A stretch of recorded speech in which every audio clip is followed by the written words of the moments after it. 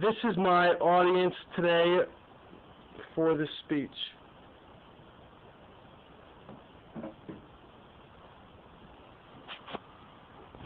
Yes, hello. My name is Anthony DePietro, and today I'm going to be informing you guys on the proper way to detail and wash a car. Okay.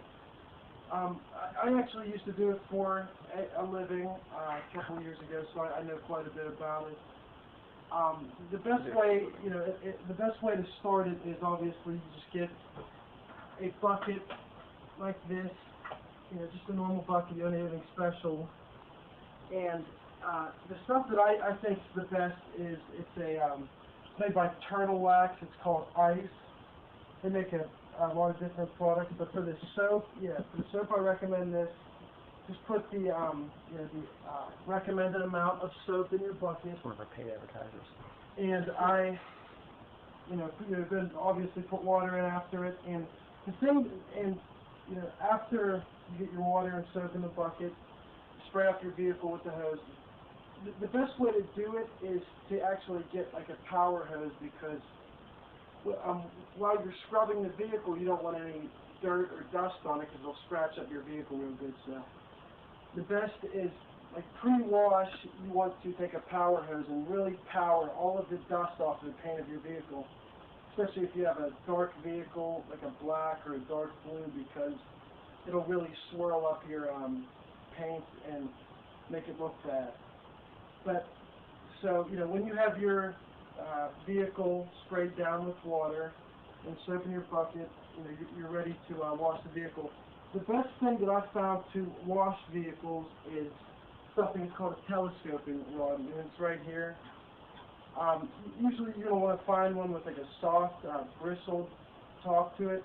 And what a telescoping rod is just a rod that, say, is this size, that you can wash your vehicle. And when you need to get those, the high places like the roof or the wheels or the underbody of the car, there's usually a knob on it. You just unscrew, and you can actually, it telescopes out, and then at any of the points from, during the telescoping the thing out, you can, tighten it down.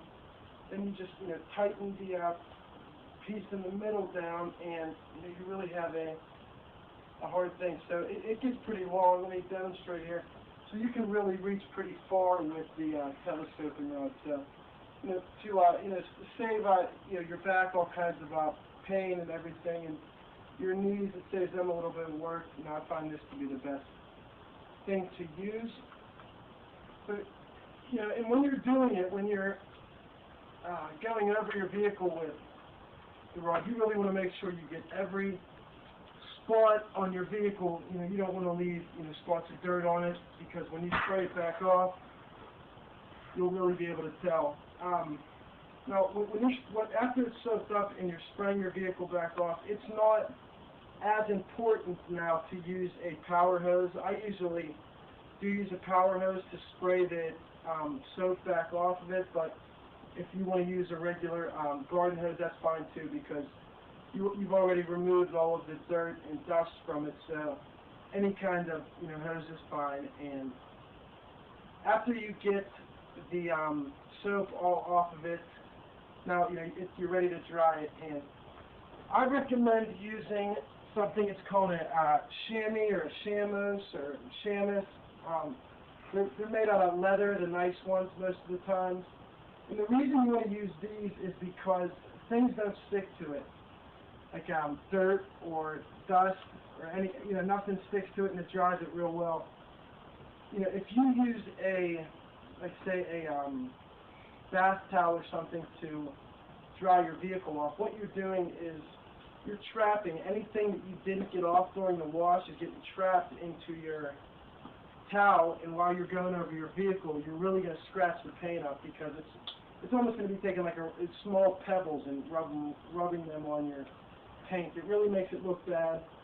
So like I said, I found that the leather chamois is the best thing to use for drying your vehicle off. So after your vehicle's dry, you have a couple things left that you need to do. What I usually start with is the tires. And there's no real special way to do your tires. It's just kind of, you got to get down on your knees and just really scrub them. There's no real way around that.